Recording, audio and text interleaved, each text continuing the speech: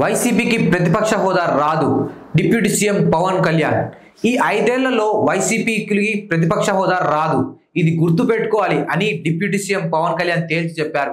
11 సీట్లు ఉన్న వైఎస్ఆర్సీపీకి ఏ హోదా ఎలా వస్తుంది అని ప్రశ్నించారు.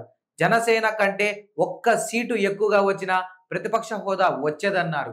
ఓట్ల శాతం ప్రకారం ప్రతిపక్ష హోదా కావాలంటే జగన్ జర్మనీకి వెళ్లాలంటూ ఎద్దేవా చేశారు. హోదా ఇస్తేనే అసెంబ్లీకి వస్తాం, లేకపోతే ప్రసంగాలను అడ్డుకుంటామనడం సరైన పద్ధతి కాదని చెప్పారు.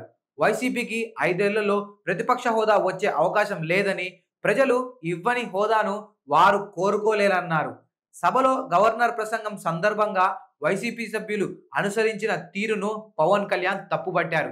వైసీపీ సభ్యులు సభకు వస్తే వారి స్థాయికి తగ్గట్టు సమయం కేటాయిస్తారన్నారు. గవర్నర్ ప్రసంగిస్తున్న సమయంలో గత ప్రభుత్వ నాయకులు చేసింది ఏమాత్రం సబబు కాదని AP deputy CM Pawan Kalyan అన్నారు. గవర్నర్ ఆరోగ్య పరిస్థితి బాగాలేకపోయినా అసెంబ్లీ సమావేశాల ప్రారంభం సందర్భంగా సభకు వచ్చినందుకు పవన్ కృతజ్ఞతలు తెలిపారు.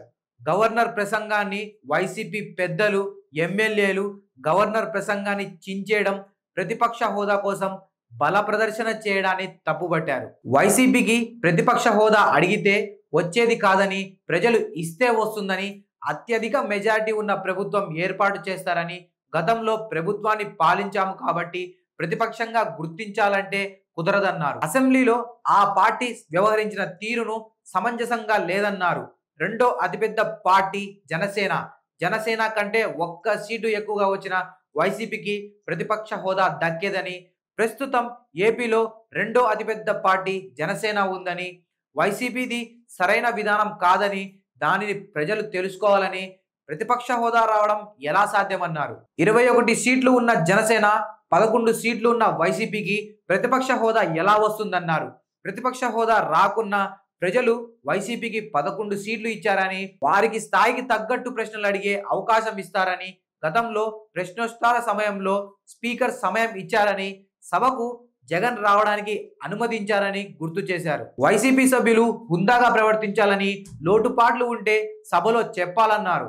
వైసీపీ వ్యవహార శైలి సమంజసంగా లేదని, సభలోకి రాగానే గొడవ పెట్టుకోవాలనుకోవడం సరికాదని విజ్ఞప్తి చేశారు. 5 ఏళ్లలో వైసీపీకి ప్రతిపక్ష హోదా రాదని, 11 సీట్లతో ప్రతిపక్షం ఇవ్వరని, చంద్రబాబు జనసేన నిర్ణయించేది కాదని, దానికి రూల్స్, నియమ నిబంధనలు ఉన్నాయని పవన్ స్పష్టం చేశారు.